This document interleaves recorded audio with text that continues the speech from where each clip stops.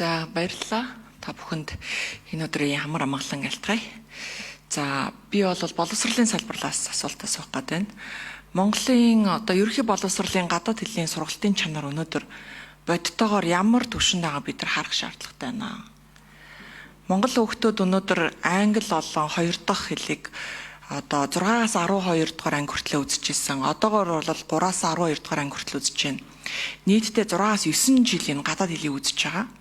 Гэхдээ хүүхдүүд маань төгсөхдөө юм суур түвшний гадаад хэлээр бас чөлөөтэй сайн ярьж чадахгүй өндөр түвшинд бэлтгэгдэхгүй байна. Гэтэл Европын орнууд бол хүүхдүүд нь сургуулаа төгсөхдөө дунд агсан түвшинд бэлтгэгдэж ажил боловсролын орчинд ажиллахдаа шууд тэр хэлээрээ ярих бүрэн чадвартай ийм хүүхдүүд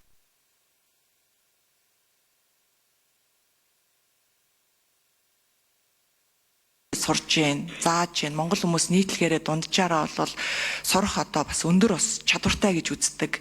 Энэ ялгаа хаана гарч ирээд байна. Тэгэхээр төгсөж байгаа хүүхдүүдээсээ бид нар IELTS, TOEFL-ийн шалгалтын оноогоор дүгндэг бол энэ төвшин ахих уу? Энэ асуултыг би боловсролын яамнаас асууж нэгдүгээрт. Хоёрдугаарт ирэх 5 жилийн үндсэн чиглэлд яагаад гадаад хэлний төвшинг ахиулна гэж оруулж ирсэнгүй вэ? Математик монгол хэлний төвшинг ахиулна гэж оруулж ирсэн. Гадаад хэлний төвшинг ахиулна гэж оруулж ирсэнгүй. Энэ манай монгол хүүхдүүдийн гадаад хэлний төвшинг хангалттай өндөр төвшөнд хүрсэн байна гэж үзэж байгаа юм уу? Тэгэхээр энэ талаар би бол боловсролын яамнаас асууж байна. За 4 номер Наранбаяр сайд хариулъя. За Монслон агшууны асуултад хариулъя. За энэ ер нь бол гадаад хэл бол өнөөдөр монголчууд бидний хувьд бол дэлхий рүү гарах гол цонхолтой хоёр том хөршийн дунд байгаа нөхцөлд бол англи хэлийг бид бас энэ үндсэн гадаад хэл байна гэд боловсролынхаа хувьд тусгацсан. За энэ жилээс бол 3 дугаар ангиас нь орж эхэлсэн нодлон жил 100 гаруй сургууль туршиж хэрэгжүүлсэн. Пёрсны хөтөлбөрөөр явж байгаа. За энэ хөтөлбөрөөр яг тууштай хичээлсэн тохиолдолд бол агсан дунд төвшний ийм хүүхдүүд бол гарах бүрэн боломжтой. Ийм болж байгаа. Нэгдүгээрт. Хоёрдугаарт яг бас нэг зүйл нэмж тайлбарлаж хэлэхэд Европын улс орнууд бол нөхцөл байдал нь өөр шүү. Тэр олон үндэстэн холилдож суудаг. За жижиг газар нутаг дээр маш олон хүн байдаг. За тэгээд Герман, Франц, Англи, Итали, Испани гэдэг нэг ийм бүлгийн энэ чинь энэтхэг Европын хэлний бүлэг шүү дээ. Энэ бүлгийн хэлнүүд холилдож оршдог ийм орчин. Ер нь хос хэлний сургалт бол тэнд бүр дээр үес явцсан. Манайд бол хос хэлний сургалт бол Тува, казак хэлүүд дээр бас явж байна. Тэгэхээр ийм орчин дотор англи хэл бол өөрөө бас ойлголцох гол хэлний нэг болж байгаа гэдгийг бас бас тийм нөхцөл байдал байдаг. Монгол бол бид нэг үндэстэн. Монгол хэл бол бидний их хэл.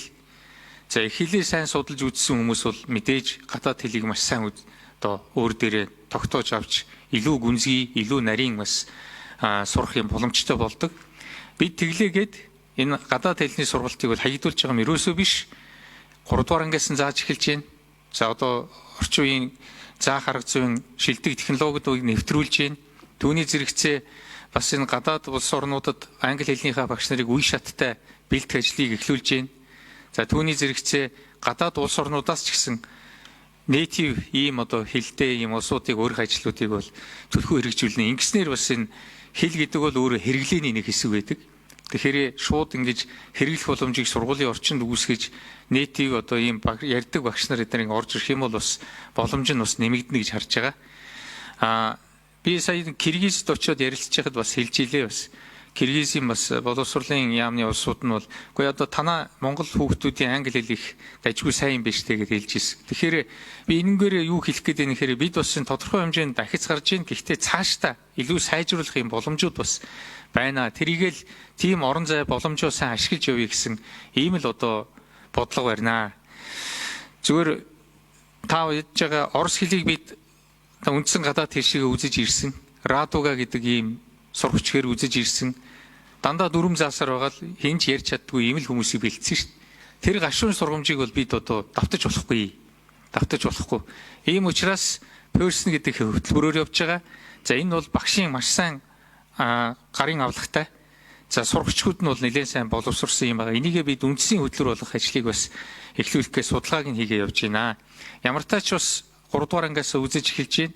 Ямар тач бас багш нараа бэлтгэх ажлууд нь явж байна. Бид бас ингээд хэдэн жилийн дараа англи хэлээр илүү сайн түлхүү ойлгодог, ойлголцдог, хэрэгжилж чаддаг, тэрийг нэг тийм тэрэндээ түүртдэггүй ийм шинэ үе гарч ирнэ гэж бодож байна. Баярлалаа.